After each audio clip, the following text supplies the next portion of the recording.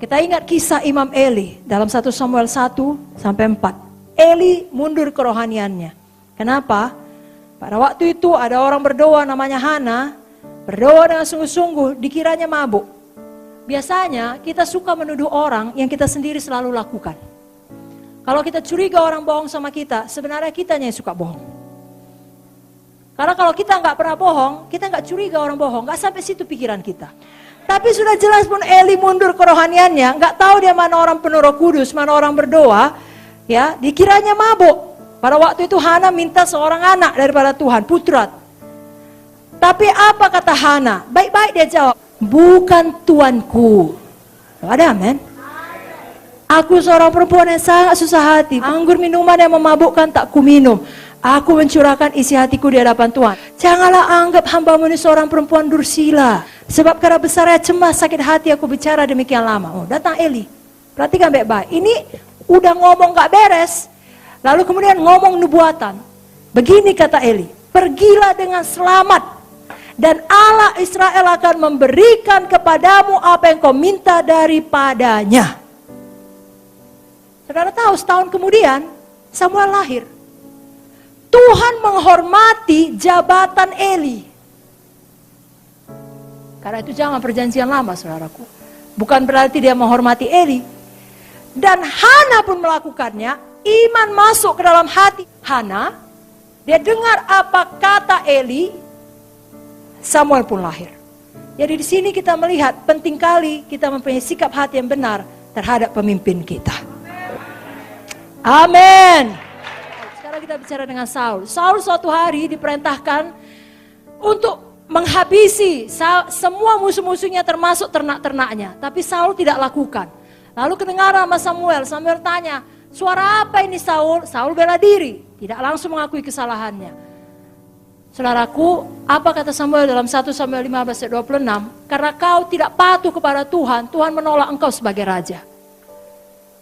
Dan itu biasanya udah banyak bibit ketidakpatuhan. Saudaraku, tolong jangan sampai kita ditolak Tuhan sebagai hamba Tuhan. Patuh kita kepada pemimpin yang taruh Tuhan dalam hidup kita. Lalu Tuhan yang mengokohkan kita, meletakkan kaki kita di atas batu karang. Apapun dibuat orang, saudara tetap kokoh di atas. Amin. Yang terakhir, betul-betul terakhir, nomor 11.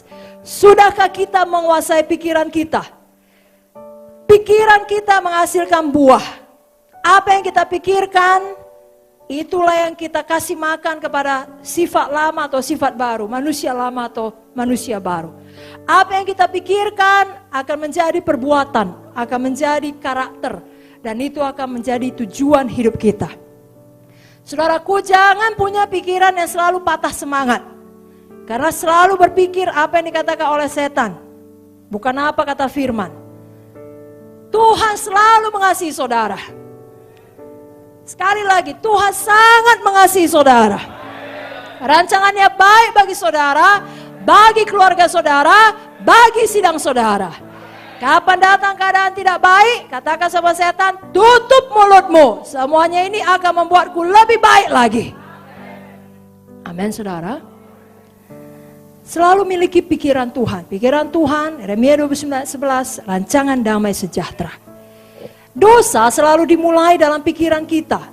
Dan bertumbuh kalau kita beri makan bila selalu kita renungkan. Makanya renungkan firman, bukan renungkan dosa. Kalau kita renungkan dosa, makin lama makin kuat dosa tersebut. Roma 6 ayat 12-13 berkata, janganlah dosa berkuasa lagi dalam tubuhmu.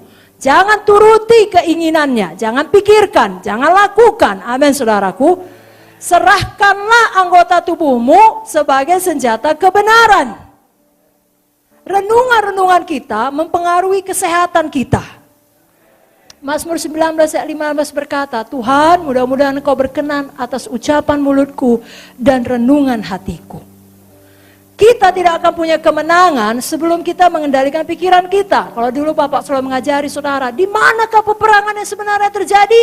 Dalam pikiran kita. Menang dalam pikiran, menang semuanya. Sebabnya sekali lagi, perlu kali pikiran ini dikuasai oleh firman Tuhan. Saat ini pun, pada waktu dengarkan firman, pastikan memang firman yang saudara dengar. Karena Tuhan mengenali pikiran kita. Ya, itu sebabnya perlu firman. Ibrani 4 ayat 12. Firman Tuhan hidup dan kuat, lebih tajam dari pedang bermata dua manapun. Ia menusuk sangat dalam, memisahkan jiwa dan roh, sendi dan sumsum. Ia sanggup membedakan pertimbangan dan pikiran hati kita. Pikirkan firman, pikirkan kasih Tuhan, pikirkan bagaimana kebaikan Tuhan dalam hidup saudara.